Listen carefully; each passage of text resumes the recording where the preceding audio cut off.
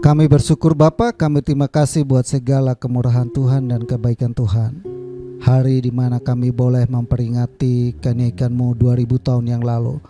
Bersyukur buat negara ini telah menetapkan itu bagi kami. Kesempatan yang ada kami pergunakan bersekutu memuji dan memuliakan nama-Mu. Di hadapan hadirat Tuhan kami bersyukur Bapa, mengangkat hati kami. Kami boleh diberi kekuatan yang kekal bagi kami. Terima kasih banyak Bapa yang baik saat kami untuk mendengar firman-Mu. Berkati hamba-Mu yang sudah menjadi saluran berkat melalui pujian dan musik yang ada. Berkati kami semua, jemaat Tuhan yang ada yang menyaksikan hari ini, dimanapun mereka berada, mata yang sedang melihat, yang sedang tertuju kepada ibadah live streaming kami hari ini. Di rumah kami menggunakan handphone, PC, laptop, apapun yang kami gunakan. Dijamah, ditolong Tuhan, diurapi, dikuduskan. Kami siapkan hati kami yang terbaik untuk ditaburi oleh kebenaran firman-Mu. Dalam nama Yesus, amin.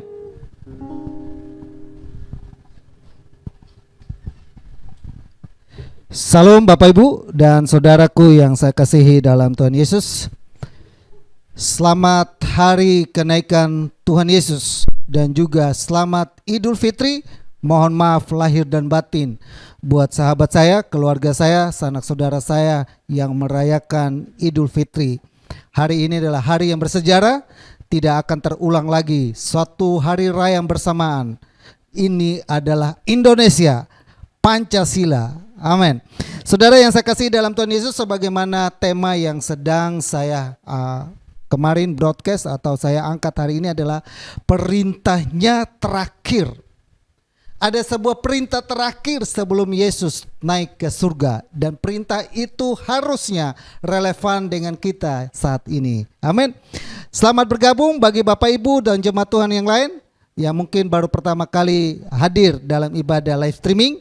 Baik Ibu Viola, baik Henny, baik Leni, baik Iin, siapa lagi yang hadir hari ini? Seberapa kita yang ada, biarlah kita tetap bersukacita. Amin.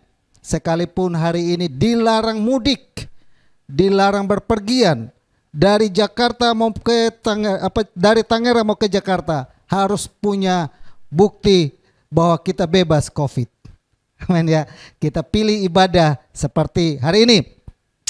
Saya berharap tidak mengurangi sukacita Bapak Ibu, sekalipun jaringan internet saya dan mungkin ada sedikit kendala-kendala yang lain, tapi tetap kita bersukacita untuk ibadah hari ini.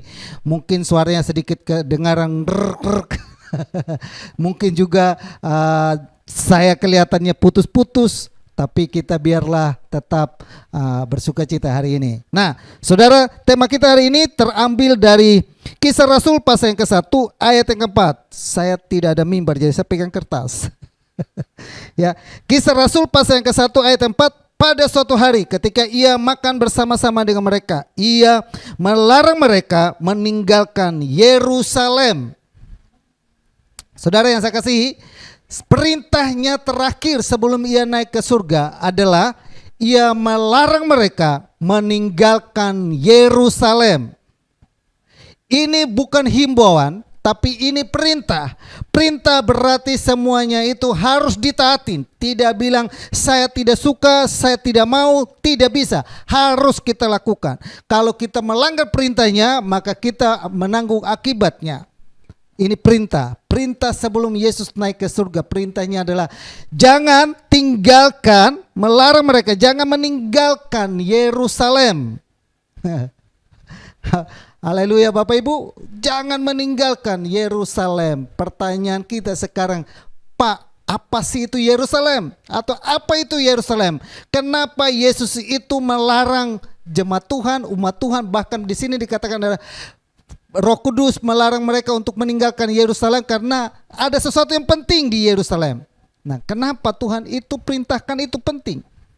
Nah, kita bahas dan kita peringati, kita renungkan. Ada 3 sebab musabab kenapa Tuhan itu melarang kita kepada Yerusalem. Kenapa? Karena Bapak Ibu boleh perhatikan, pada zaman dulu, pada zaman Yesus masih ada di bumi ini, ada sebuah tempat ibadah, yaitu Yerusalem. Yerusalem pada zaman itu adalah merupakan pusat perhatian, pusat penyembahan, pusat ibadah orang Yahudi waktu itu. Nah, kenapa Yesus melarang mereka meninggalkan Yerusalem? Pertama, di Yerusalem mereka boleh berjumpa dengan Tuhan.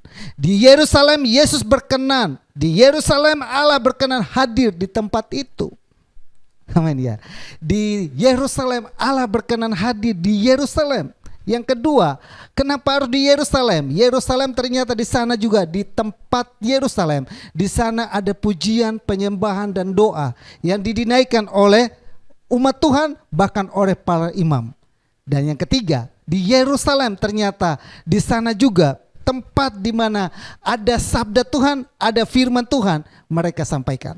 Dan biarlah itu menjadi kekuatan kita, pegangan kita. Nah, dengan kata lain, saya mau bilang begini, sebenarnya dengan kata lain, kenapa Tuhan itu melarang kita meninggalkan Yerusalem?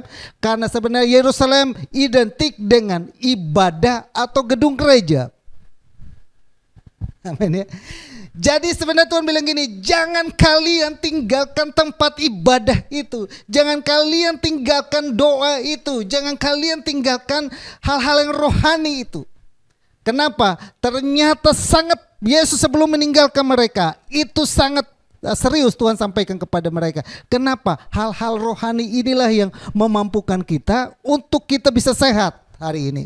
Hal-hal rohani inilah yang memampukan kita untuk kita berkemenangan. Karena di dalam hadirat Tuhan kita dapat mujizat. Di dalam hadirat Tuhan kita mendapat jawaban. Di dalam hadirat Tuhan kita mendapat sesuatu yang baru Tuhan berikan dalam kehidupan kita. Hanya itu kita temukan di mana saudara? Ibadah. Ya kan? Maka Tuhan bilang larang mereka tidak boleh meninggalkan Yerusalem. Jadi kita sudah temukan bahwa Yerusalem adalah tempat ibadah. Dilarang untuk meninggalkan ibadah. Sekalipun hari ini Bapak Ibu kita mungkin ibadahnya live streaming, semua dari rumah. Nanti bulan Juni kita akan tatap muka lagi di Hotel 88. Sebulan sekali kita tahap demi tahap. Nah saudara, kenapa? Apa pentingnya ibadah itu bagi kita? Apa pentingnya rumah itu bagi kita? Apa pentingnya hal-hal rohani itu bagi kita? Timotius memberikan jawaban itu kepada kita. Di 1 Timotius pasal yang keempat ayat yang ke-8, latihan badani terbatas gunanya, tetapi ibadah itu berguna dalam segala hal karena mengandung janji, baik untuk hidup ini maupun untuk hidup yang akan datang. Ternyata saudara, ibadah itu berguna dalam segala hal. Bapak Ibu yang lain mungkin melatih diri Bapak Ibu untuk olahraga, fitness ataupun yang lain sebagainya, punya hobi apapun itu sebagainya, tetap punya keterbatasan. Tapi ibadah itu tidak terbatas. Amin. Kita renungkan kenapa Yesus itu melarang kita meninggalkan Yerusalem? Karena ibadah itu berguna bagi kita, baik untuk hidup saat ini maupun untuk hidup yang akan datang. Nah, untuk hidup yang saat ini Tuhan bilang begini di Ulangan pasal 23, di Keluaran pasal 23 berkata bahwa untuk hidup ini dikatakan roti dan makanan kita diberkati Tuhan. Untuk hidup yang akan datang Tuhan bilang apa? Kita akan puji dan sembah Tuhan bersama Tuhan di kehidupan yang kekal. Amin ya Bapak Ibu ya, saudara yang saya kasihi. Itu sebabnya perintahnya sangat penting. Kenapa kita tidak boleh meninggalkan Yerusalem? Karena Yerusalem adalah tempat Tuhan mau hadir, tempat ibadah, tempat kita memuji dan memuliakan Tuhan. Dilarang kita untuk meninggalkan hal-hal seperti itu. Amin Bapak Ibu, saudara yang saya kasihi. Ibadah itu berguna dalam segala hal. Yang kedua dikatakan di 2 Timotius pasal 3 ayat 1 sampai 2. Ketahuilah bahwa pada hari-hari terakhir akan datang masa yang sukar. Manusia akan mencintai diri sendiri dan menjadi hamba uang. Mereka akan membual dan menyombongkan diri. Mereka akan menjadi pemfitnah. Mereka akan memberontak terhadap orang tua dan tidak tahu berterima kasih dan tidak mempedulikan agama. Jadi Bapak Ibu boleh renungkan di situ bahwa di hari-hari terakhir akan datang masa yang sukar, masa yang sulit, masa yang berat, masa yang dimana orang menyombongkan diri, orang mulai melakukan banyak hal yang tidak baik. Tapi dalam masa-masa seperti itu Tuhan bilang apa? Saudara yang kasih, ada orang yang tidak peduli dengan agama. Ada orang yang tidak peduli dengan hal-hal yang rohani. Mari kita peduli dengan hal-hal yang rohani. Masa sukar itu akan datang, masa sulit itu akan datang, masa kesusahan itu akan datang, sehingga orang akan melupakan ibadah. Orang tidak lagi setia beribadah, orang tidak lagi butuh Tuhan dalam kehidupannya. Itu sebabnya Tuhan mengingatkan murid-muridnya sebelum dia terangkat, jangan kalian melupakan ibadah.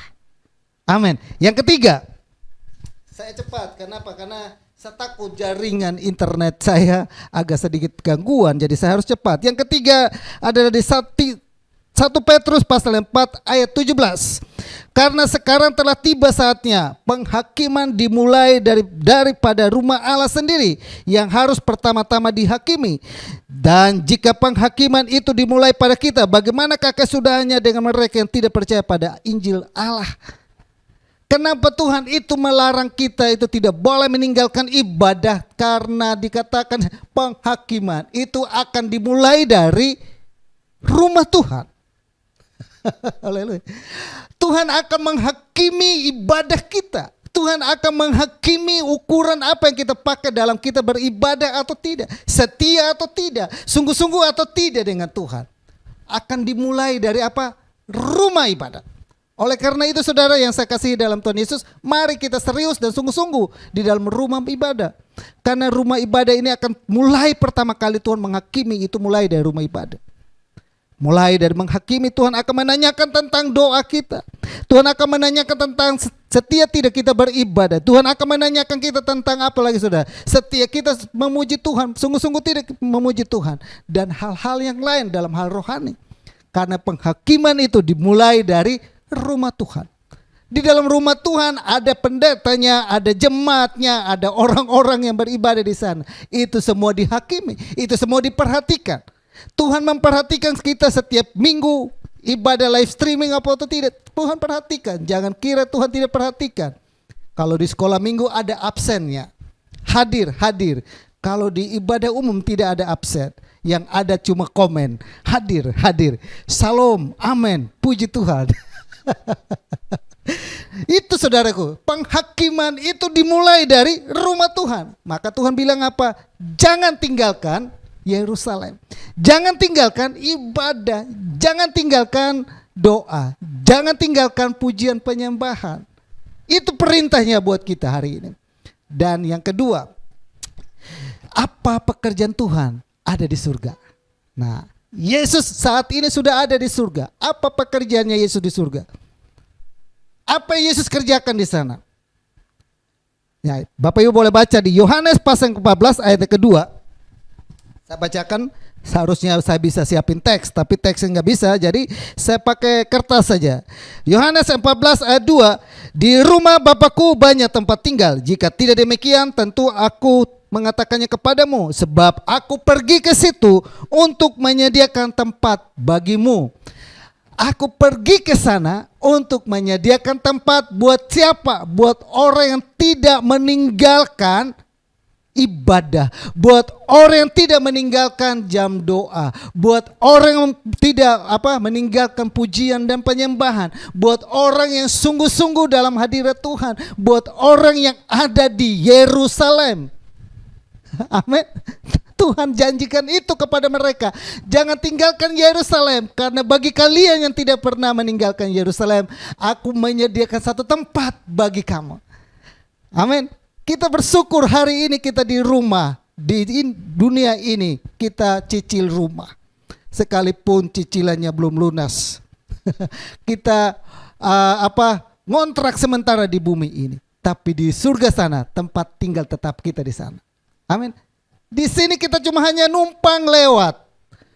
Bahkan dikasih limit batas 70, lebih daripada itu susah.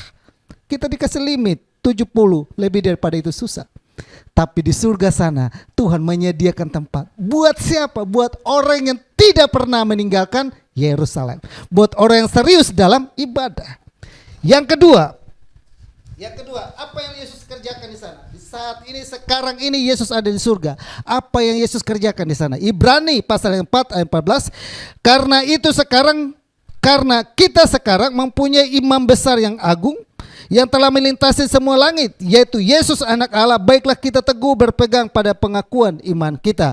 Sebab imam besar yang kita punya bukanlah imam besar yang tidak turut merasakan kelemahan-kelemahan kita. Sebaliknya, sama dengan kita, ia telah dicobai, hanya tidak berbuat dosa. Saat ini Yesus ada di surga dan dia sebagai seorang imam, salah satu pekerjaan seorang imam adalah berdoa, bersafaat buat siapa saudara? Buat kita yang tidak pernah meninggalkan Yerusalem. Buat kita yang sungguh-sungguh berdoa, buat kita yang menantikan Tuhan. Tuhan saat ini terus berdoa di surga sana buat kita. Amin. Kita bersyukur kita punya Tuhan yang hebat, yang luar biasa. Dia bukan menjadi Tuhan yang hanya tinggal di surga dan tidak tahu kesusahan manusia. Tapi dia pernah datang ke dalam dunia ini. Dia pernah lahir dalam dunia ini. Dia pernah mengalami ditinggalkan orang. Dia pernah mengalami dikhianati orang. Dia pernah mengalami ditonjok, diludahi, disiksa, dianiaya. Dia turut merasakan. Kalau kita saat ini, hari ini merasakan kesedihan, merasakan ditipu orang, merasakan begitu banyak hal yang mungkin tidak enak dalam kehidupan ini. Ingat, imam besar kita di surga pun merasakan itu. Dan dia tahu kelemahan kita, maka dikatakan dia berdoa. Dia berdoa. Supaya apa? Supaya kita memiliki kekuatan. Supaya apa? Iman kita tidak gugur. Supaya apa? Kita menjadi orang yang hebat dalam dunia gugur. Supaya apa? Kita menjadi orang yang hebat dalam dunia ini. Amin. Karena akan datang masanya di mana kesusahan itu akan diperhadapkan kepada kita dan iman kita akan diuji. Tapi Tuhan berdoa supaya iman kita tidak gugur. Amin. Yang ketiga, apa yang Yesus lakukan di sana buat kita? Yang ketiga adalah Yohanes pasal ke-16 ayat ke-7. Namun benar yang kukatakan ini kepadamu adalah lebih berguna bagi kamu jika aku pergi, sebab jikalau aku tidak pergi, penghibur itu tidak akan datang kepadamu. Tetapi jikalau aku pergi, aku akan mengutus dia kepadamu. Dengan kata lain saudara, Yesus bilang begini, saya lebih berguna, saya pergi kepada Bapa. Kenapa saya harus pergi? Kenapa harus saya tinggal di surga? Kalau saya pergi, maka saya akan mengutus kepada kamu orang penolong yang lain kepada kamu, yaitu Roh Kudus. Tuhan mengirimkan Roh Kudusnya mendampingi kita. Dia tidak meninggalkan kita seorang diri. Saat kita dalam kesusahan, kelemahan, dalam keadaan tidak nyaman, ada Roh Kudus yang menghibur kita. Jadi untuk itu saudaraku yang saya kasih dalam Tuhan Yesus, mari kita berdoa terus supaya kita dipenuhi oleh Roh Kudus. Kita dipimpin oleh Roh Kudus. Orang yang dipimpin oleh Roh Kudus membantu kita terhadap apa yang kita tidak pernah pikirkan. Ya, ada orang yang mungkin tidak tahu, saya sudah tidak tahu lagi berdoa seperti apa. Dia tidak tahu bagaimana dia harus berdoa, tapi Roh Kudus membantu dia untuk berdoa dalam keluhan-keluhannya tak terucapkan. Kadang begitu beratnya tekanan, begitu beratnya masalah yang kita hadapi, maka kita kadang juga nggak tahu lagi berdoa, tapi Roh Kudus membantu kita untuk kita berdoa. Amin. Ada orang, satu kisah, dia cuma berdoa bilang begini, Tuhan ini oe. Tiap hari dia cuma bisa berdoanya, Tuhan ini oe, Tuhan ini oe. Dia pergi ke gereja cuma bisa berdoanya, Tuhan ini oe. Tapi suatu saat dia sakit, di rumah sakit, di ICU, tiba-tiba Tuhan menjumpai dia dan Tuhan bilang gini, anakku ini oe.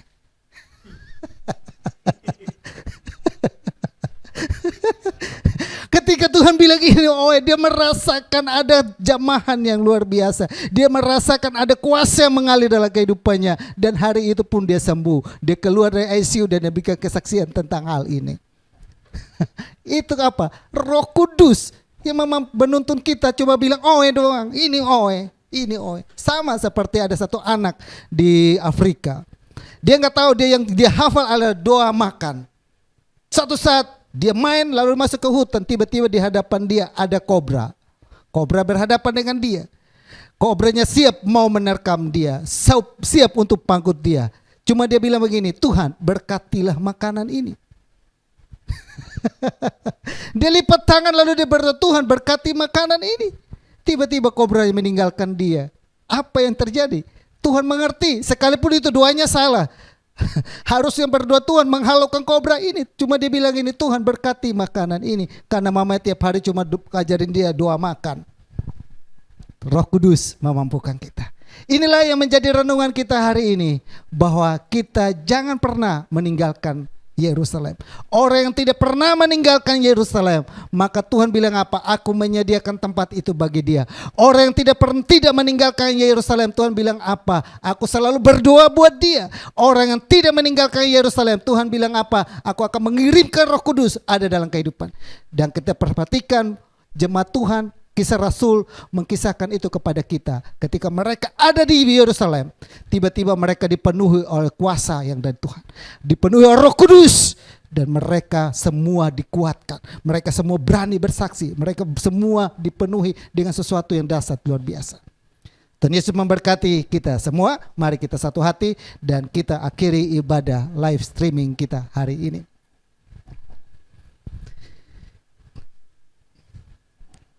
Segala puji dan syukur Bapa kami naikkan kepadamu. Kami berterima kasih buat hari yang telah Tuhan jadikan dalam kehidupan kami. Dalam ibadah live streaming kami hari ini, dimanapun kami berada, kami ada di rumah, namun kami menyaksikan dan mendengar firman-Mu. Firman-Mu hari ini mengingatkan kami tentang bagaimana kami harus, perintah-Mu yang terakhir adalah kami tidak boleh meninggalkan Yerusalem. Kami tidak boleh meninggalkan ibadah. Kami tidak boleh meninggalkan hal-hal rohani. Kami tidak boleh meninggalkan doa-doa kami. Kami tidak boleh meninggalkan persekutuan kami dengan Engkau. Sekalipun kami saat ini ibadah melalui live streaming, tapi kami mengangkat hati kami memuji dan menyembah. Tuhan hadir. Engkau yang berjanji bahwa kami yang sungguh-sungguh setia dalam ibadah kami, sungguh-sungguh setia ada di Yerusalem, maka Engkau berjanji untuk saudara menyediakan tempat bagi kami, menjadi imam bagi kami. Bahkan Engkau mengirimkan penghibur Roh Kudus untuk selalu menguatkan kami. Terima kasih banyak Bapak yang baik. Jemaat Tuhan yang menyaksikan hari ini, mata yang tertuju melihat hari ini, mau berdoa dari tempat ini, dan Tuhan nyatakan kuasa Tuhan untuk menjamah mereka, menolong mereka, menyembuhkan mereka, memulihkan mereka dalam nama Yesus. Urapi dalam nama Yesus. Nyatakan kuasa Tuhan, pertolongan Tuhan. Yang sakit saat ini dijamah, disembuhkan dalam nama Yesus. Oleh bilur Yesus mereka menjadi sembuh tuh. Terima kasih banyak Bapak yang berkati usaha kami, berkati bisnis kami, berkati pekerjaan kami, berkati pelayanan kami, keluarga kami. Keluar masuk kami dijaga, ditolong, dilindungi oleh Tuhan dalam nama Yesus. Yang sedang saat ini menakutkan kami wabah virus corona, lingkupi kami Bapak, pagari kami, sehingga kami boleh terhindar dari virus corona. Nama Tuhan boleh dimuliakan.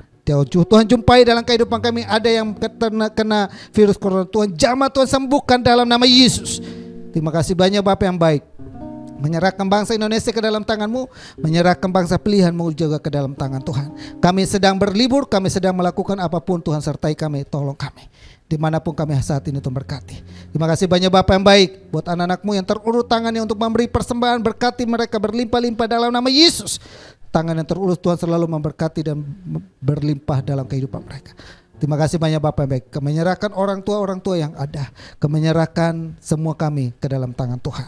Terpujilah nama-Mu. Kalau demikian saudaraku yang saya kasihi dalam Tuhan Yesus, arahkanlah iman-Mu kepada Tuhan.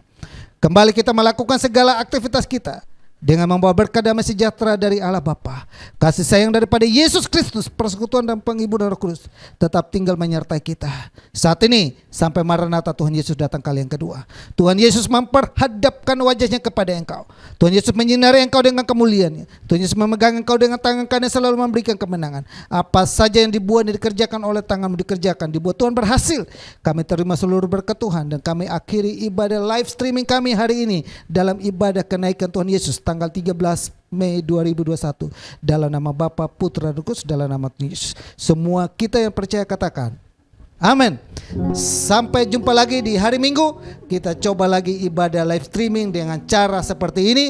Sekalipun mungkin Bapak Ibu perhatikan ada sedikit patah, tapi karena jaringan internet, jadi kita mesti seperti itu. Tuhan Yesus memberkati kita semua. Shalom.